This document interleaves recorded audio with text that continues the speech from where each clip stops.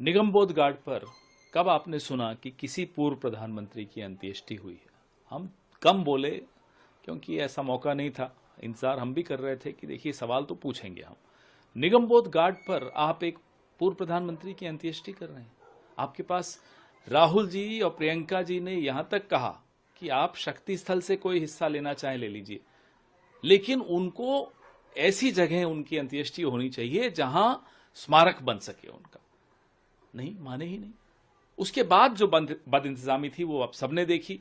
न आपकी एजेंसी अंदर अलाउड थी, सिर्फ दूरदर्शन अलाउड था अंदर, और दूरदर्शन कवरेज प्रधानमंत्री और मंत्रियों पे दे रहा था। अरे साहब, जिनकी अंत्येष्टि है उनके परिवार पर आपका फोकस नहीं है। हर जगह क्या प्रधानमंत्री को ही आगे लाना है?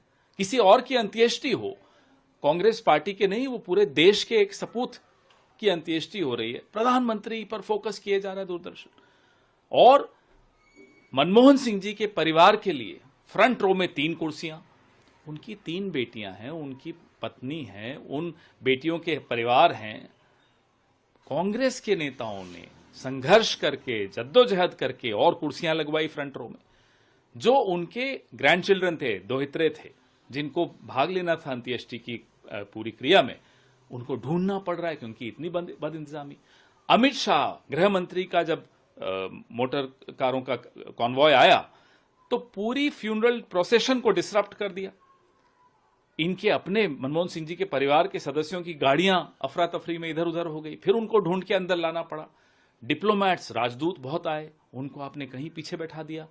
फोकस सिर्फ और सिर्फ प्रधानमंत्री के चेहरे पर। ये कोई पूर्व प्रधानमंत्री को इस तरह का सम्मान देंगे आप, जिन्होंने 10 साल में और उससे पहले भी वित्त मंत्री की हैसियत से इस देश की अर्थव्यवस्था की कायाकल्प कर दी? उस व्यक्ति को आप इस तरह से अपमानित करेंगे?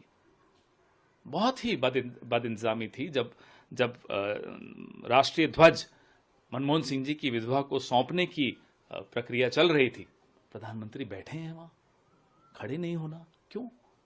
ये मैं तो अभी कई उदाहरण आपको दे रहा हूं, लेकिन इससे कहीं ज्यादा और आपको लोग उदाहरण बताएंगे कि किस तरह की बदइंतजामी थी।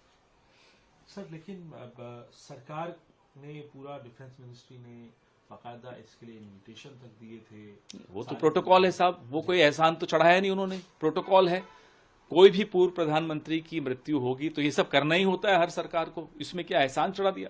लेकिन बात यह है, अब आपने हरदीप पुरी जी के लिए कहा कि अस्थि विसर्जन के वक्त परिवार के अलावा हम लोग कांग्रेस के नेता, देखिए फैमिली नीड्स स्पेस, वो भी ग्रीफ कर रहे हैं, वो भी मोर्निंग में है। उसमें भी हम जाकर आगे आगे बढ़ के राजनीति करें, अच्छा नहीं होता।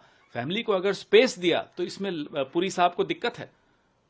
ये होती है ओछी राजनीति, ये होती है सस्ती राजनीति जो नड्डा और पुरी कर रहे हैं। सर, ये भी एक बात है, मेमोरियल की भी बात आई तो कह रहे हैं मेमोरियल तो बनाना ही था हमको, उसको लेकर हमारा दबाव जब आया तब जाकर इन्होंने रात को वो नोटिफिकेशन निकाला कि हम करेंगे। उससे पहले कोई कुछ नहीं था। यहां तक बात हुई कि साहब आप शक्ति स्थल से कुछ ले लीजिए जमीन, लेकिन इनको स्मारक वहीं होना चाहिए और अंत्येष्टि वहीं होनी चाहिए जहां स्मारक बनेगा। नहीं माने, क्यों नहीं माने? पूछिए इनसे।